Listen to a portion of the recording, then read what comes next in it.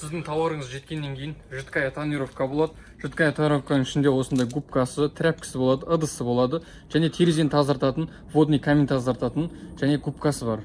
Қараңыздар, бірінші терезені температурасын түсіріп аламыз, және осындай салқын жерде істейміздер. Қазір біз водный каменьмен терезенің ішкі жағын тазартамыз. Енді біз осындай тряпка тауып аламыз да, суға аламыз. Тряпкаңыз міндетті түрде су болып тұрсын. И сосын терезенің ішкі жағынан осылай терезені сулау керек. Терезе осылай су болғаннан кейін барып, водный камень тазартатын гельді қолданамыз. Гельді қолданатын кезде мына губканың ақ жағымен қолданасыздар. Қараңыздар. Осы гельді губканың ақ жағына жағып, терезені сықлаймыз. Қараңыздар, терезені сықлап жатқан кезде болады. Мына жұқпай қалады, көрдіңіз бе? Жұқпай қалған жерлерін көбірек сықлаңыз. Міндетті түрде тазарту керек мына терезені.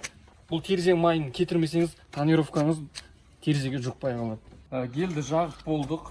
Енді терезені сүртіп тастаймыз осылай. Осылай сүртіп тастаймыз.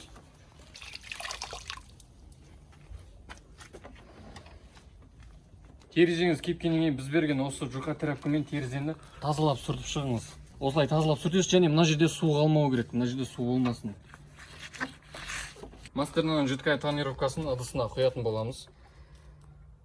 Біз берген губка осының мына жіңішке жағымен жағасыз. Мына қалың жағымен емес, жіңішке жағымен. Осылай батырамыз, көрдіңіз бе? Осылай батырғаннан кейін барып терезеге жағамыз. Терезеге жаққанда асықпаңыз. Бірінші мына жақ шетінен бастап толықтай жағыңыз. Егер дұрыс жағылмай қалса, осылай қайтып қайтадан жағып кетіңіз. Мына шеттері міндетті түрде жағылсын. Жетпей қалса, қайтадан батырыңыз. Осылай батырып, қайтадан жағып шығыңыз.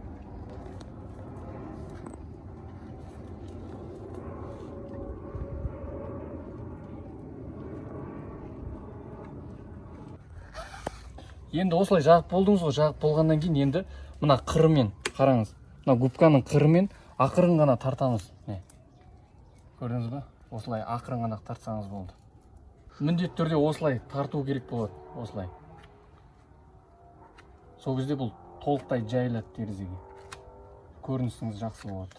Осылай істеп болғаннан кейін бұл терезеге тиіспеңіз, өзі кебет. Жағып бола салған кезде терезеңізде аздап сызықтар болуы мүмкін. Одан алаңдамаңыз. Терезені 5 күн бойы түсірмейміз. Менің түсірген видеом бойынша осылай бір-бірден басқыштан жасаңыздар. Осылай жағып шығасыздар. Міне көрдіңіздер ме? Көрінісі өте әдемі.